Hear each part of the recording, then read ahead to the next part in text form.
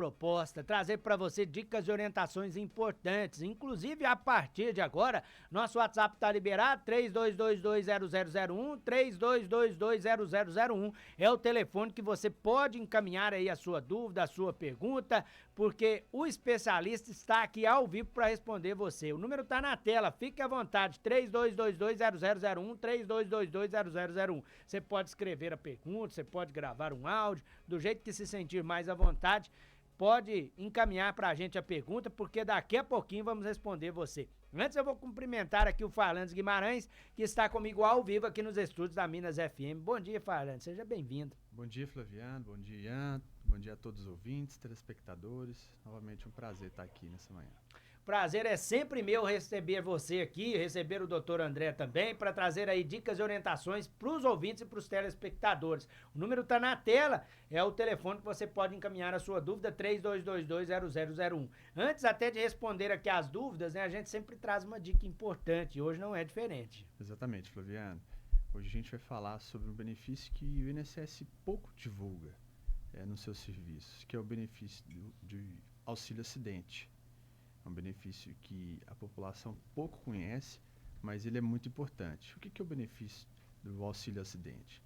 A pessoa que trabalha fechado, se ela sofre um acidente e ela começa a receber o benefício por incapacidade, o que a gente fala hoje é o antigo auxílio doença, o benefício por incapacidade temporária, ela vai receber esse benefício.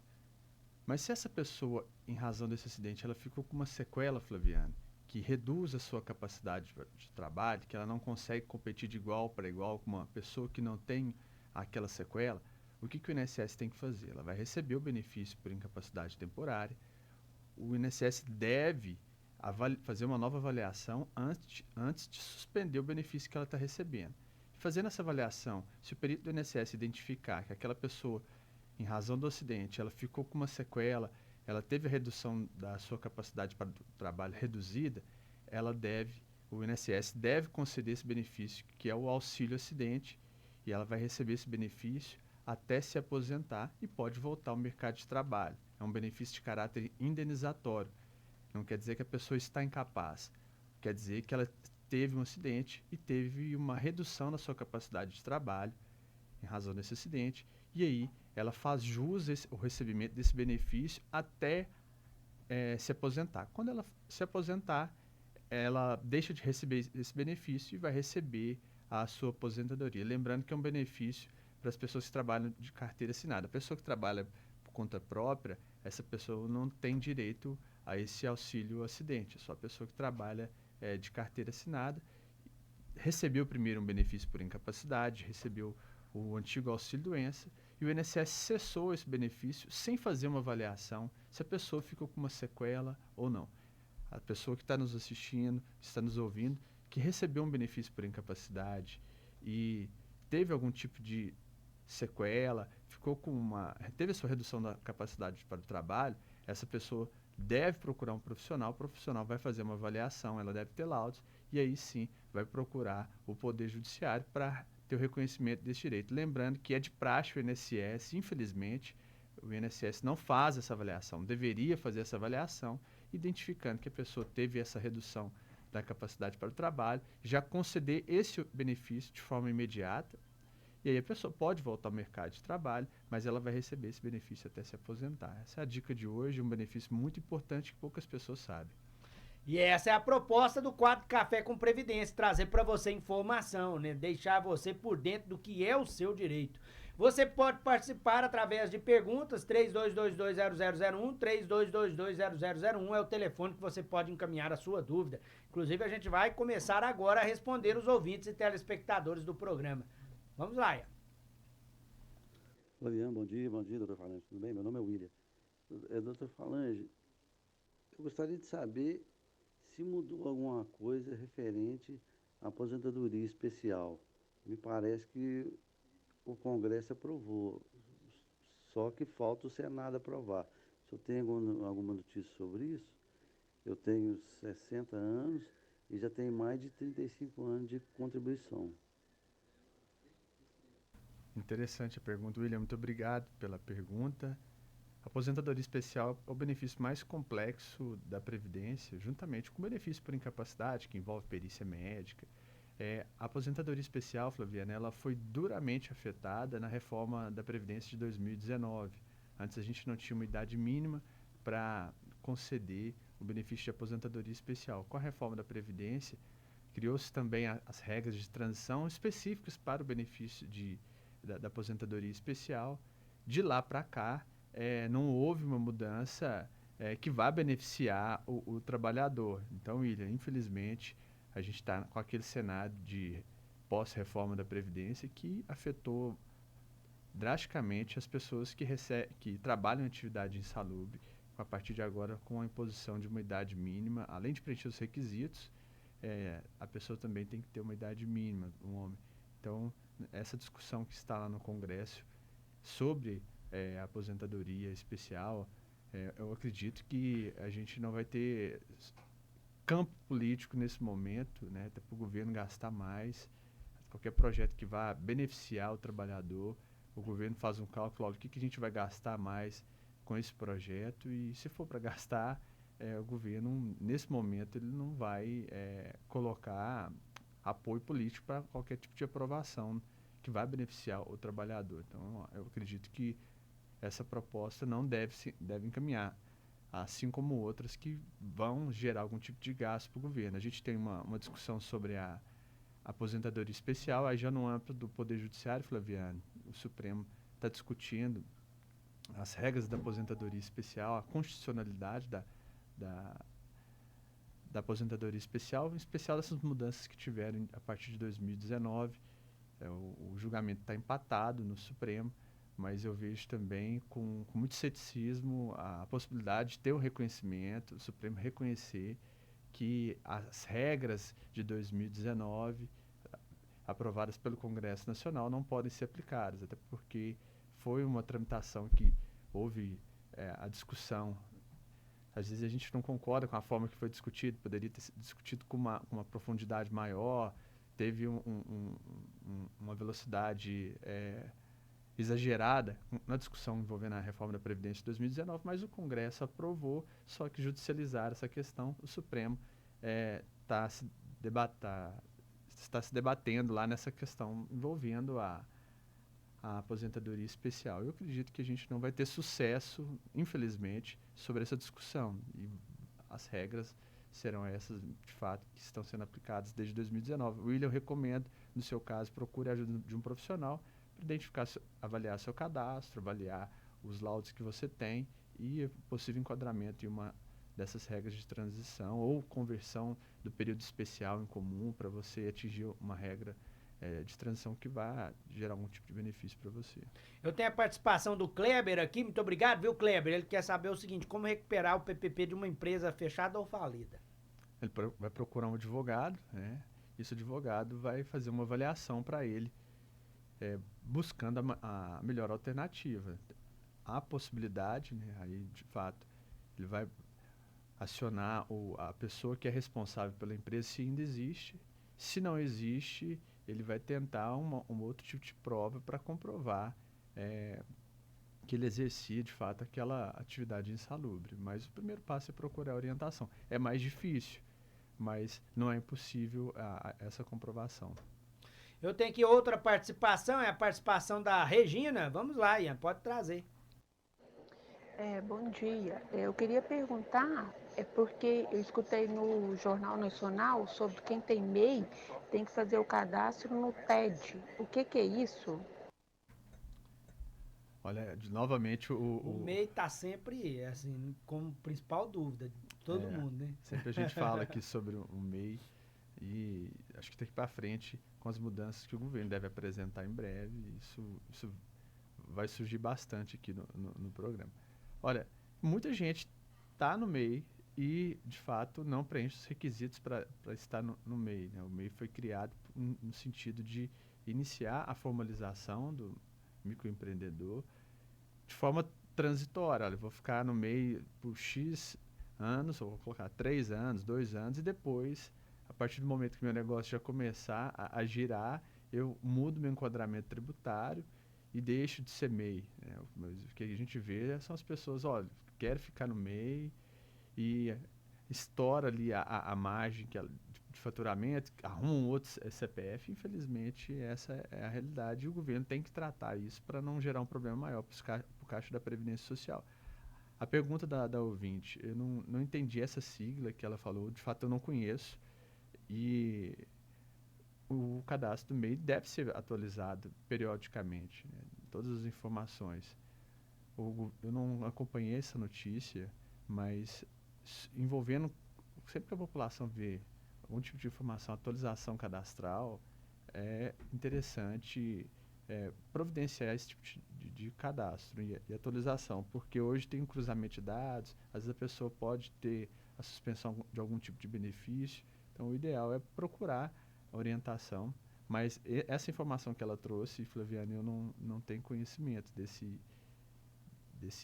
dessa sigla. Eu posso pesquisar e no próximo encontro eu trago essa informação. Eu tenho aqui outra dúvida, ele está dizendo que solicitou o benefício por incapacidade, pois tem a visão monocular, que é considerado por lei, né, uma deficiência. Ele apresentou os laudos diversos aí de oftalmologistas, né, atestando a deficiência permanente, porém a perícia indeferiu, alegando não haver incapacidade para o trabalho. Aí ele quer saber se está correto o posicionamento da perícia. Olha, não tem capacidade técnica para discutir um laudo do médico. O que ele pode fazer? Ele vai procurar a ajuda de um advogado, o advogado vai recomendar para ele a atualização desses laudos. O laudo deve conter a CID, a informação do médico que forneceu esse laudo e fazer uma relação com a atividade que ele desenvolve. Às vezes a documentação que ele apresentou, ela carece de informações relacionadas ao trabalho, né? O médico do INSS, ele vai avaliar o laudo, de fato, se o laudo preenche todos os requisitos e também vai fazer uma relação com o trabalho. Olha, o problema que essa pessoa tem incapacita ela temporariamente ou de forma permanente para o trabalho. Essa é a razão do benefício por incapacidade existir. A incapacidade para o trabalho, seja de forma permanente ou temporária. Às vezes a pessoa tem um problema de saúde que não vai incapacitar para o trabalho. Então o benefício não vai ser concedido. Mas pelo relato dele, tudo indica que ele tem direito, mas requer uma análise mais profunda, laudos complementares, e aí procurar a ajuda de um profissional para propor uma ação na Justiça Federal buscando reconhecimento desse direito. Eu tenho a dúvida aqui do Luiz, né? O Luiz está dizendo o seguinte, que está há 1 ano sem trabalhar com carteira assinada. Ele sofreu um acidente de moto há 4 anos e ficou com sequela na perna, não está conseguindo trabalhar. Ele quer saber se pode solicitar algum tipo de benefício nesse sentido. Vamos lá. Excelente a pergunta, de fato, em cima do tema que a gente trouxe hoje, né, do auxílio acidente. Primeiro a gente tem que entender, ele recebeu um benefício por incapacidade? Se ele recebeu um benefício por incapacidade, já é um sinal que ele teve esse acidente, né? Segundo ponto, o INSS suspendeu esse benefício? Ok, suspendeu. Antes de suspender, o INSS fez uma avaliação para saber que tipo de sequela que ele ficou, o grau dessa sequela. Então é uma outra pergunta. Se o INSS não fez essa avaliação, ele recebeu o benefício por incapacidade, o INSS suspendeu esse benefício sem fazer uma avaliação, uma perícia, para identificar se ele ficou com uma sequela, o que ele deve fazer? Vai procurar a ajuda de um profissional, atualiza esses laudos e vai promover uma ação na Justiça Federal, objetivando reconhecer que ele tinha direito desde quando o INSS cortou o auxílio-doença dele. Quando o INSS cortou o auxílio-doença dele, era para já ter implantado o auxílio-acidente em razão da redução da capacidade para o trabalho, em decorrência desse acidente. Então, a recomendação é que procure a ajuda de um profissional para ele avaliar lá quando o INSS cessou esse benefício seu, a partir daí montar uma estratégia para você receber esse auxílio-acidente. No escritório teve vários casos, Flaviano, que a pessoa teve um acidente, o INSS apenas cortou o benefício, não fez a avaliação para saber se a pessoa ficou com uma sequela, e a gente teve que promover uma ação na Justiça Federal, e aí é um processo que não tem prazo para terminar. Tem processo lá que durou 4, 5 anos para se encerrar. E a pessoa recebe desde o momento que O INSS tinha que ter concedido esse outro benefício e não fez. Eu tenho aqui outra dúvida, ela está dizendo que o pai vai receber a pensão da mãe porque ela faleceu, né? Ele entrou com os papéis em fevereiro. No banco já consta o benefício, mas está bloqueado. Está esperando a carta chegar, né? Ele quer saber se vai demorar muito, né, esse processo. Olha só, o INSS primeiro reconhece o direito, informa digitalmente, se a pessoa acessa pelo meu INSS, ela consegue já ter acesso à carta. Se foi muito recente, vou colocar aí, tem menos de 10 dias ainda, os créditos que a gente fala, o extrato não vai estar disponível para saber o dia e aonde essa pessoa vai receber. Eu sugiro que essa pessoa aguarde mais um pouco, né, um prazo de 10 a 20 dias, que o INSS vai disponibilizar esse extrato, e no extrato vai constar desde quando o INSS está pagando e onde vai ser creditado o primeiro pagamento. Lembrando que a pessoa não é obrigada a ficar no banco que o INSS destina o pagamento. Hoje, quem ganhou essa licitação é o mercantil. Então, todos os benefícios, Flaviano, o INSS, por lei, manda esses benefícios para o mercantil. Então, todo aposentado ele vai receber o primeiro pagamento no mercantil. Depois, ele pode transferir para o banco que ele tem um relacionamento. Não é obrigado a ficar no banco mercantil. Então, primeiro, normalmente a pessoa vai receber no mercantil os próximos benefícios. E a pessoa deve levar a cartinha no banco no qual ela tem um relacionamento e pedir a portabilidade desse benefício. Mas nesse caso da ouvinte, ela deve aguardar mais um pouco para o INSS rodar, né, essa folha de pagamento e a partir daí ela vai ter acesso a essas informações para saber quando vão pagar e onde. Eu tenho a dúvida aqui também do Marcos Pim. Muito obrigado, viu, Marcos? Sempre ligado aqui no programa Bom Dia Divinópolis. Ele está dizendo o seguinte, o Farlandes, que tem osteonecrose, né? Tem prótese femoral dos dois lados. Será que ele consegue se aposentar? Vamos lá. É aquilo que eu falei agora há pouco naquela pergunta. Primeiro ponto, ele tem que estar pagando o INSS. Depois, precisa ter laudos informando o problema que ele tem, né, de saúde. Às vezes até mais de um laudo atualizado. De fato, o laudo é extremamente importante. Se tiver mais de um laudo de especialista, melhor ainda. Vai procurar a ajuda de um profissional, de um advogado, e o advogado vai fazer uma avaliação para promover, apresentar um requerimento no INSS.